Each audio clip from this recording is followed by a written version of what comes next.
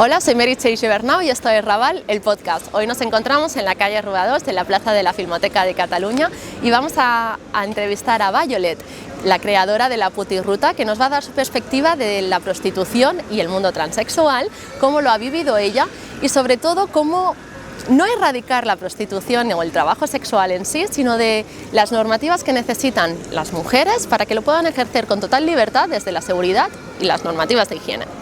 Bueno, Violet, muchas gracias por tu tiempo, por venir. De nada, es un placer que me hayas invitado y sobre todo para hablar del Raval. O sea, es que yo estoy últimamente viciada con el Raval, estoy ahí, como saco la ruta del Raval, estoy on fire. Cuéntame, ¿cuál es tu conexión con el Raval? Pues mi conexión es la disidencia, el trabajo hecho durante muchos años. Yo he sido técnica de proyectos, he hecho mucha intervención durante muchos años antes de la pandemia. Y el barrio de Raval y Robadors ha sido un sitio donde he intervenido mucho, donde conozco mucho a las mujeres. Y bueno, un barrio donde, pues sí, tiene una historia especial para mí. Y donde además he hecho una ruta histórica dando voz a estas mujeres y muy guay. Porque, ¿quién es Violet? ¿Y cómo has llegado a ser la persona que eres hoy? Pues Violet es una persona que se ha hecho a sí misma, ¿no? Que por mi condición, no como mujer, como transexual, hasta incluso como pelirroja, te podría decir, pues ha tenido que superar muchas dificultades, como otras mujeres en la vida, que cada una aquí tiene lo suyo. Y al final yo creo que Violet es un ejemplo de superación. Y esa superación de unas cosas y de otras pues me ha llevado a proyectos tan chulos como la Putirruta, a proyectos tan chulos como decir, ¿qué hago con esta mierda, con este enfado? Y a llevarlo pues eso, a formatos muy guays. Esa es Violet, ¿no? Bueno, Violet es mucho más, ¿no? Que una Putirruta, que una cantante. Pero sí, al final lo bueno es que me conozcan, que yo al natural gano mucho mejor. Porque para aquellos que no lo conozcan, ¿qué es la Putirruta? ¿Por dónde es? ¿Cuáles son los temas que él trata? Claro, la Putirruta es la putivuelta en la discoteca, pero en la historia, ¿no? Tú imagínate una vuelta por la historia donde te sientas pues así un poco zorrilla, ¿no? Donde realmente, ¿por qué digo eso? Porque al final yo lo que pido siempre en las rutas es que la gente se ponga en el lugar de las mujeres de la época, ¿no? Si estamos hablando del 17, pues ponte, ahora sois mujeres del 17, ¿no? Entonces ese sentimiento, ¿no? de cómo se sentían las mujeres, de cómo tomaban las decisiones y eso, yo creo que eso es importante. ¿Cómo o cuándo crees que empieza la prostitución en el Raval? En el Raval empieza, bueno, realmente en los años 60 se concentraba en las Ramblas y luego estaba viniendo más para dentro del Raval. Eso es lo que hablamos si hablamos de prostitución trans. Pero bueno, aquí en el Raval la prostitución ha estado desde el principio. O sea, podríamos hablar ya de las cupletistas. Bueno, y eso es 1820, ¿no? Que ya habían por aquí music halls donde actuaban las... Y bueno, y al final todo lo que es Es que hay una época muy guay, porque en 1894 se inaugura el Paralelo, ¿no? Contra esa industria del erotismo y guay. Y luego estaba toda la parte de las Ramblas, donde estaba el liceo, que no era como el máximo escaparate de la opulencia. Entonces era como que el Raval estaba medio, ¿no? Un poco el triángulo del erotismo, ¿no?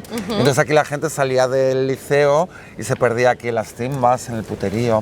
Exacto, como aquí siempre se ha dado como rienda suelta a los deseos, ¿no? Sí, era una forma. También porque había una época, si hablamos de toda esta época, te estoy hablando del siglo XIX y demás, realmente la mujer tenía unas funciones reproductivas y domésticas, nena que follaban con camisón, nena con un agujero, eso era, imagínate, claro. Y de hecho, entonces estaba muy bien visto irse de putas. Hay documentos de cómo tenían las putas cartillas, de cómo estaba legalizada bajo el amparo de los gobernadores. Y entonces había hasta en el liceo había hasta una noche de la noche de las amantes, donde los maridos van con sus amantes al liceo a ver una ópera. Y digo, esto es divino, maravilloso. Todo esto te lo cuento mucho mejor en Putirraval, pero bueno. O yo, deseando ver esa ruta. Entonces tú imagínate toda la chicha, todo el salseo, todo el cancaneo que hay aquí, o sea, es una maravilla. O sea, ¿tú crees entonces que las mujeres antes, las mujeres que ejercían la prostitución, tenían muchos más derechos o estaban más reconocidas de lo que están a día de hoy, ¿no? Que siento que están como arrinconadas en una calle, bueno, vamos a ver, en muchos momentos la legalización que se utilizaba para esta era el reglamentarismo. Una legalización que las trataba como ganado, como foco de enfermedades. Quiero decirte, no era una legalización guay. Ya. Pero sí, bueno, está legalizado. Quiero decir, muchas veces a la gente cuando habla de legalizar, no sé, se le llena un poco la boca, pero no dice cómo legalizar. Y yo creo que es muy importante, ¿no? No es lo mismo el modelo que tenemos en Australia, que está funcionando muy bien, con el de Suiza, Holanda, que ahora mismo está haciendo aguas, ¿no? Tenemos que concretar, ¿no? Al final hay muchos mensajes por ahí, yo creo, muy huecos, Y son esos. Sí, pero ¿no te da la sensación como que antes estaba mejor visto? Yo lo que te comentaba fuera de cámara, es que mi abuela antes... aceptaba que mi abuelo se fuera de putas. Claro, porque antes sí, ¿no? Estaba esa parte de también los matrimonios son para siempre, ¿no? Entonces ya un momento que tardas del marido que el marido se vaya de putas. Realmente la mujer, conforme va perdiendo esas funciones reproductivas y tal, reproductivas y domésticas también sí, es toda una evolución, ¿no? De hecho, después de todas esas medidas higienistas, que es lo que trae el reglamentarismo y todo esto, llega el abolicionismo porque hay un momento que somos abolibles. Hasta entonces somos un mal necesario, la prostitución desde la Edad Media, desde la Inquisición, nosotras somos un mal necesario para que los hombres puedan desahogarse y no hayan crímenes sexuales ni violaciones. Eso nos sitúa como un mal necesario que el poder... que sí, el poder justifica ese control, ¿no? Y esos beneficios. Yo controlo la prostitución porque es un mal necesario y hay que controlarlo, ¿no? Ahora ya no somos necesarias, nena. ¿Cuál es la situación en la que se encuentran a día de hoy las prostitutas en la calle? Luego hablaremos, ¿no? Claro, de diferentes tipos las de la calle nos encontramos en una mala situación. ¿Por qué? Porque somos las grandes silenciadas, ¿no? Porque se habla mucho de abolir, porque al final las entidades abolicionistas tienen voz y tienen, ¿no? Se habla mucho de legalizar, porque el sindicato y las asociaciones tienen voz y están organizadas. Pues están las chicas Neruda, que las llamo yo, ¿no? Serenas y calladas, las que estamos en la calle, de las que nadie habla. Que necesitamos otro tipo de medidas, pero nadie se acuerda de nosotras, ¿no? Ahora mismo Culboni, el día 15, se aprobó una normativa que permite multar a los clientes y también deja un vacío para poder multar a las prostitutas por desobediencia a la autoridad. Con lo cual, ¿quién vamos a sufrir esas medidas? Las de la calle, no las que están en los pisos, en los clubes alterne, todo ese rollo, ¿no? Total. Somos las grandes olvidadas y las que más sufrimos todo esto. Entonces, para que todo el mundo lo entienda, hasta antes de esta ley de Colboni, hasta antes del día 15 de marzo, ¿las prostitutas podían ser multadas, sí o no? Por ejemplo, depende. Es que claro, siempre tenemos que entender que la prostitución, la visibilidad de la prostitución va a estar supeditada al gobernador de turno. Es decir, cuando estaba Ada Colau no había multas. Cuando estaba Trías había multas. Yo he corrido delante de los coches, de los furgones de Trías y me he comido las redadas de Trías. Quiero decir, esto depende de lo que quiera hacer. Porque también tenemos que entender algo, ¿no? Al final, cuando no hay leyes nacionales o estatales con esto, ¿no? Esto da vías anchas a que un gobernador haga lo que quiera. Porque si hay una ley superior que le contradiga, tú sabes que una ley nunca puede superar, solo puede ampliarla. Claro, y como no hay leyes de esto, esto permite a los gobernadores manga ancha para que, no sé, yo en Barcelona te puedo multar por puta, pero no sé, pero en Valencia te puedo dar un premio. Porque al final no hay, ¿no? Y esto permite, y eso no es justo. Total. Entonces, desde tu punto de vista, ¿qué es lo que se debería reclamar o cuáles son los derechos mínimos a los que... Ya ponme el cartel de putiliendre, nena, porque esto es muy largo. Ya ponme lo de putiliendre. Necesitamos derechos, medidas y políticas encaminadas a erradicar la transfobia, la xenofobia y el racismo para que las mujeres no tengamos que estar a pie de calle trabajando. Necesitamos un marco legal para que las mujeres que en el uso de su libertad, ¿no? Los sindicatos y las asociaciones, que son mujeres que tienen una libertad grande y que hacen ese uso, tengan un marco normativo que les permita trabajar en las condiciones mínimas de seguridad y higiene y poder cotizar. Y luego necesitamos una ley integral contra la trata, la explotación y el tráfico de personas que permita a estas mujeres denunciar sin represalias, ser ciudadanas de pleno derecho en España, poder hacer vida y que tengan unas redes internacionales que atajen la mutilación, las persecuciones, las matanzas, que es lo que les hace venir aquí, porque si no tuvieran eso que les hace venir no vendrían, ¿no? Y entonces en todo eso, ¿no? Al final tenemos que entender que la prostitución tiene unas dimensiones enormes, 100%. Que esto no es tan sencillo como legalizar o prohibir, y menos cuando hay personas implicadas, ¿no? 100%.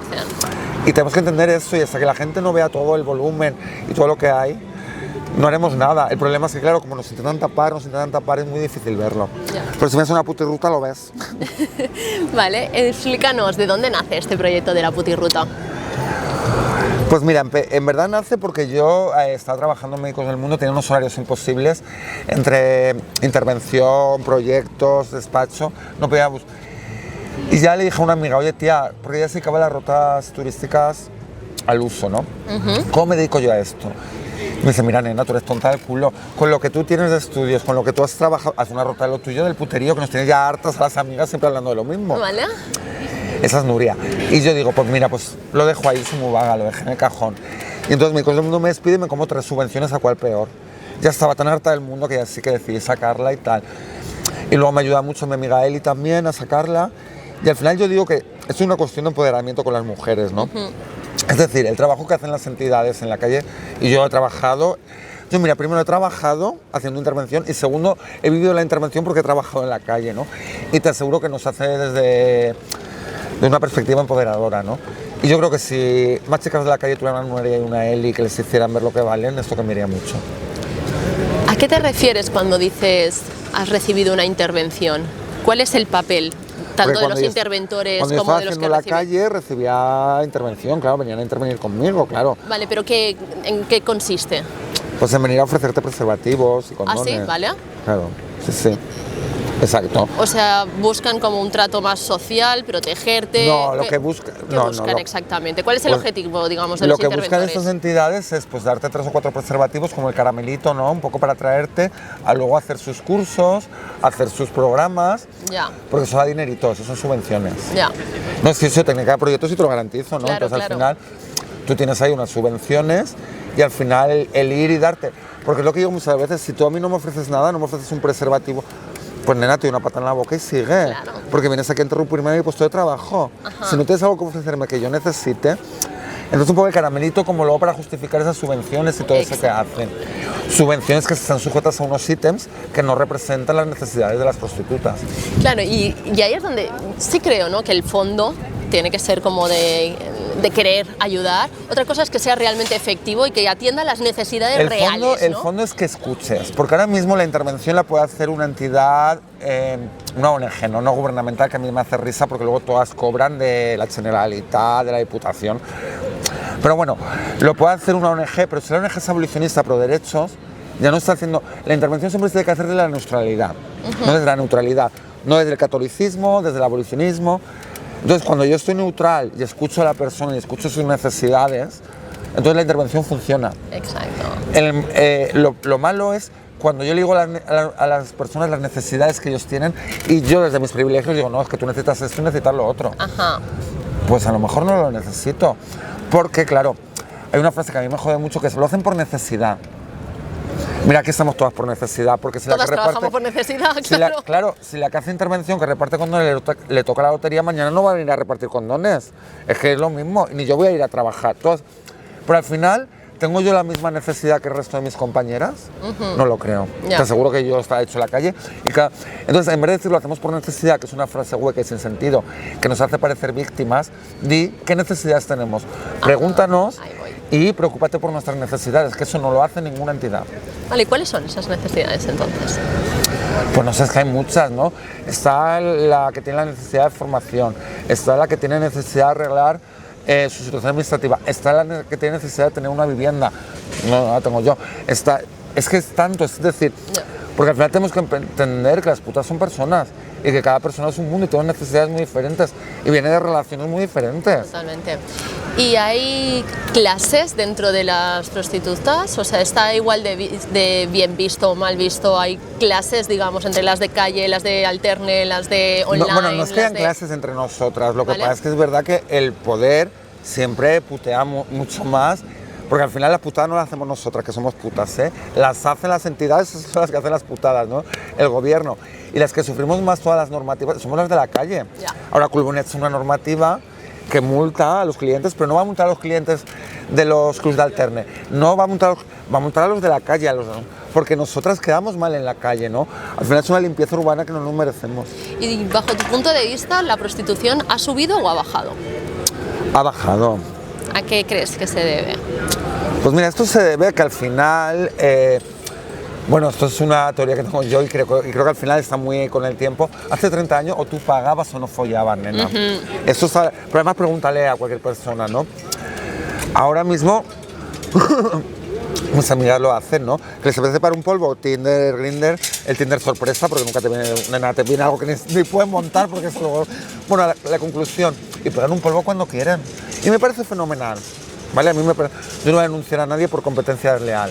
Pero esos mismos clientes que antes me pagaban a mí, han aprendido que ahora el acceso al sexo es gratis, ya no es como antes que había que pagar. Ajá. Y ahora mis clientes que antes me pagaban yo me los encuentro por las aplicaciones.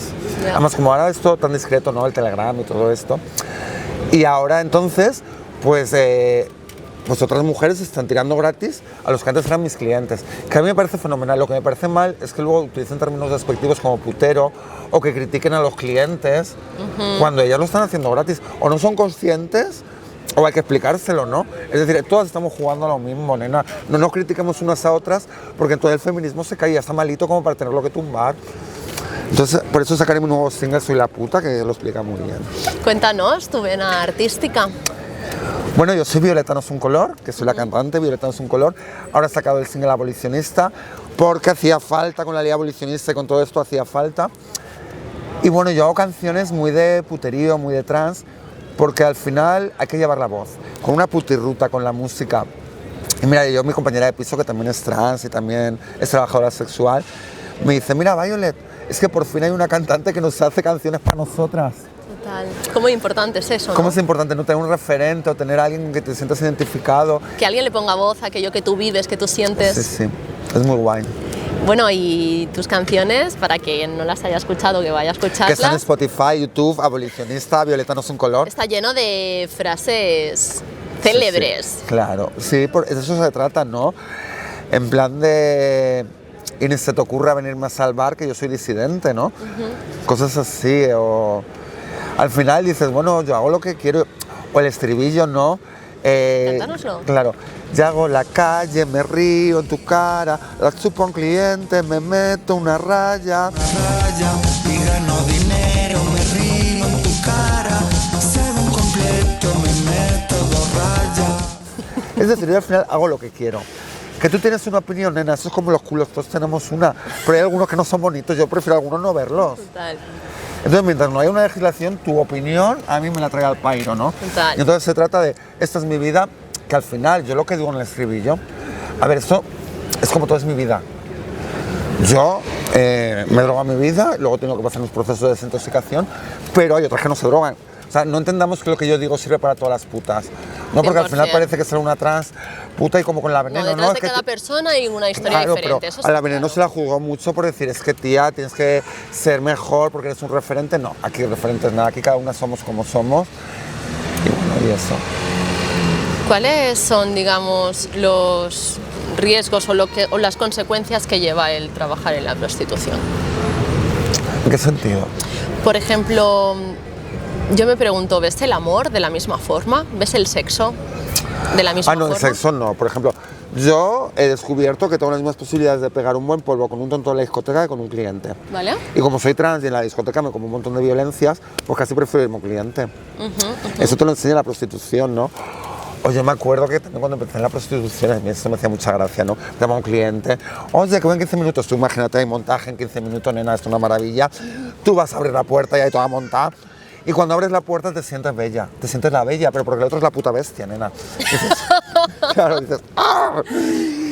Y entonces dices, a ver, luego esa bestia es un tío que es limpio, que folla bien, que además es educado. Y dices, oye, y qué guay, porque luego te viene el típico guapo que no vale para nada. Y a mí eso me distorsionó mucho, y dije, ahora qué parámetros utilizo yo para ligar, Tal cual. ¿no? Y sí, y hay muchas cosas que te enseña la prostitución, claro que sí. ¿Cómo es el iniciar en este mundo? Bueno, pues al final es como todo cuando inicias algo desconocido, ¿no? Que no Vale. sabes cómo va a ser, pues eso, porque al final... ¿Pero porque alguien te pasa el contacto o conoces a alguien que te No, puede llevar? yo me vine de Valencia porque soy una exiliada, porque en un primer momento me quedé sin trabajo al hacerme trans. Luego monté un bar, me hice autónoma, que cuando en la seguridad social sabía que nadie me iba a dar trabajo. Y ya fue como una salida hacia adelante y me vine, ¿no? Pero que al final es eso. Ya. Tú imagínate, yo ahora en Valencia con Vox, que quiere hacer una asignatura de caza. Ay, mira, porque quería cogerme las armas nosotros y te cagas. Te cagas. Tú enséñanos a disparar, bonito. Sí, sí. Se ha silenciado mucho las luchas sociales que han liderado las personas trans. Bueno, Cuéntanos. sí, sí, porque al final es verdad que las guerras y los soldados los mandan los hombres. Pero cuando los hombres estaban yéndose a luchar aquí, en Barcelona y en la ciudad, quienes hacíamos la lucha social éramos las mujeres. Quienes iniciaron la Revolución Francesa son las mujeres, la Semana Trágica en Barcelona, la quema de conventos. Y toda esa historia no se cuenta. Pues ya sabes, ¿quieres más? Puta y Raval, la historia que nadie te cuenta. Historias que se pierden, como una manifestación que han borrado. Los testimonios de Fanny Vidal, de Tania Navarro, mujeres que vivieron la época del franquismo y las consecuencias. Eso no hay quien te lo cuente. Pero sí que está la cultura popular, ¿no? Como irse de picos pardos. ¿De dónde viene esta frase? Va, os puedo decir lo de los picos pardos, va. Spoiler. Pues mira, esto viene de Carlos III del siglo XVIII. ¿Por qué? Porque entonces, a que tú hoy te has vestido como te ha dado la gana, no has pensado en tu pareja ni nada, ¿a que sí? Cuando las mujeres no se vestían pensando en lo que se vestían pensando en lo que su marido les gustaba ver, lo que la gente...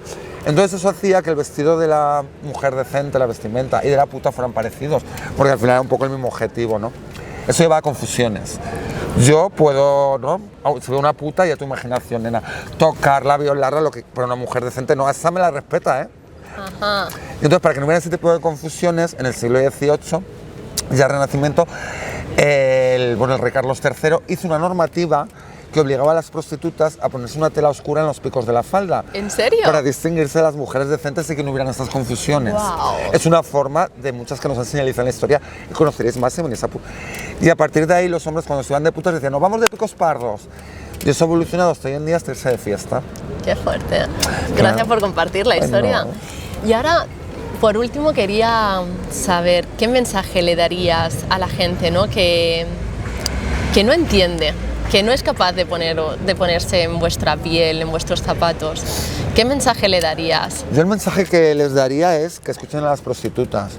Es decir, si yo tuviera que hacer algo de mecánica, escucharía a un mecánico. Si hablamos de prostitución, dejemos que hablen las prostitutas, las trabajadoras sexuales, dejemos que sea su voz y no que sea una voz segmentada o sesgada desde el abolicionismo, desde el reglamentarismo, desde cualquier posicionamiento. Porque al final esto no va de posicionamientos, va de personas. Y eso lo tenemos que tener muy claro. Va de personas que necesitan ser escuchadas para poder arreglar esto. Y la única forma es escuchándonos. Eso es lo que os tengo que decir. Así que venid a Putirruta. ¿Y es cierto que muchos clientes vienen solo a que les escuchéis? Los clientes vienen a hacer lo que no pueden hacer con otras mujeres. Lo que a lo mejor no pueden hacer con su mujer, pero ya no te digo en plan sexual, ¿no? A lo mejor, mira, es que mi mujer no me deja que me drogue, ¿no? Pues ya me lo busco, ¿no? O no me la chupa, pues ya me busco una que me la chupe. Al final hacen lo que no pueden hacer con otras mujeres, ya sea su pareja, su mujer, o lo que no se atreven a pedirles a sus mujeres, sí. O sea, a mí me parece también muy, no sé, como me parece también como de muy inocente no pensar que tu marido no hace ciertas cosas porque tú se lo prohíbas, o tu pareja. Bueno, por ambos lados, ¿no? Por ambos lados. Yo es que, claro, ahí tengo que defender a las mujeres porque yo no sé tampoco, a mí me cuentan los clientes, y claro, los clientes me ponen a hacer a mí, pero tampoco tengo las dos partes. Claro, pero sí que es cierto que, volviendo a la pregunta que te decía, ¿no? Que también van a hablar, también van a conversar, claro. también van a que Mira, sean yo tenía escuchados, tuve un cliente que salía conmigo de fiesta, al principio venía como cliente, ¿vale? El hombre había perdido a su mujer, estaba muy solo, y además este cliente era fabuloso. Porque además luego ya empezó a quedarse toda la noche y llegó un momento que me pagaba toda la noche, pero ya ni teníamos sexo, o sea, se venía conmigo de fiesta, con mis colegas, sé que me dicen mis colegas, ¿quién es ese viejo? Y yo, es mi cliente, me lo respetáis, ¿eh? Me llevaba al cine, bueno, pagaba las drogas, las entradas, lo pagaba todo. Y hubo un día que yo le dije, mira, a mí me gustan mucho los parques de atracciones. Vale. Porque me encanta ir a los parques, soy súper fan, me dado una montaña rusa y soy feliz. Y bueno, y un día me dice, voy a recogerte, tengo una sorpresa. Y yo, como que salimos de Barcelona con el coche. ¿Dónde me llevas tú? ¿Dónde me llevas? Me lleva a Portaventura una noche que estaba abierto con la pulserita esta para entrar a todos sin hacer cola. Una maravilla, nena. Con el tiempo me pidió salir y se acabó porque le dije que no. Qué fuerte. Pero fíjate, ¿no? Que quiero decirte que es que a mí eso es lo que me jode, ¿no? Que al final la gente me pregunta mucho, ¿cuál es el perfil de cliente? ¿No hay un perfil? No. Porque si hubiera un perfil no estaríamos hablando de personas. Porque sufrimos mucha deshumanización, ¿no? La puta es una puta, ya no es una persona, el cliente es un cliente, ya no es una persona. Somos personas. Por eso te preguntaba, ¿no? Porque al final, claro, entiendo que el roce hace el cariño. Claro, cuando yo llevo no, atendiendo a un cliente 10 años, 15 años, 3 veces al mes, es que yo llega un momento que se desahogan conmigo, que yo hacen vida y milagros, que me dicen, oye, ¿qué le regalo a mi mujer por el aniversario? Digo, perdona, no tu mujer. Oye, si alguna se llama Vero y le han regalado un día de spa por su aniversario, de nada, Vero, que yo, o sea, es mi trabajo, que no tienes que agradecérmelo. ¿Y qué conmigo. diferencia un buen cliente de un mal cliente? Mira, para mí, un buen cliente es el que está limpio, que es educado, que te habla con respeto. Y luego ya si folla bien, pues también es un añadido, tampoco es necesario, ¿no? Pero para mí eso es un buen cliente, simplemente. Porque no tiene más. te puedes negar a un servicio, entiendo. Yo me he negado a muchos servicios, claro que Obvio. sí, claro que sí. ¿Y se besa? Bueno, depende si te apetece o no, te puedes negar también. Ajá, Yo he habido clientes que me ha apetecido besarlo y otros no. perfecto. Vale. Un poco... Y... O sea, al final tú llegas hasta donde llegas, o sea, quiero decirte, a ver, a mí que me venga un cliente con un perro no quiere decir que yo vaya a hacer zoofilia. Ay, mira, te cuento una, oye, mira, esto también otra anécdota. Puti anécdota, nena. Porque esto de claro, mira, esto fue al principio de venir a prostituirme, me llama un cliente, ¿no? 9 de la noche. Oye, que en 15 minutos estoy, digo, otra vez, nena. Abro la puerta y me veo al cliente y me veo un perraco grande con cara de mala leche. Yo no entiendo, el perro será grande y con cara de mala leche. Vale. Yo lo miro a yo en plan muñeca de famosa, como hacia atrás. Me dice, tranquila, no te preocupes, que le he dicho a mi mujer que salía a pasar al perro. Oh, wow. Y luego yo veía la pandemia que decían, ahora han inventado, digo, no, eso lo inventan los clientes mucho antes, nena. Entonces, que tú me das un perro, que quiero decir, tú me puedes pedir lo que quieras. Otra cosa es que yo lo acepto, no. De todas formas, antes del servicio pactas lo que vas a hacer o no. Vale. Pero sí. ¿Ves? Pues todas estas puti anécdotas, todo esto, la historia de los picos, lo vais a encontrar, os vais a reír, lo vais a gozar y lo vais a disfrutar en una puta ruta. ¿Cuándo te dice una puta que os hable de su trabajo? Pues hasta aquí la entrevista de hoy, muchas gracias De y nada. espero que lo disfrutes y que disfrutéis mucho su putirruta. Y que yo os quiero escuchar a Abolicionista, ya sabes, Violeta no es un color. Y seguidme también en mi Instagram, Violeta no es un color. Putirruta.com, os quiero. Chao.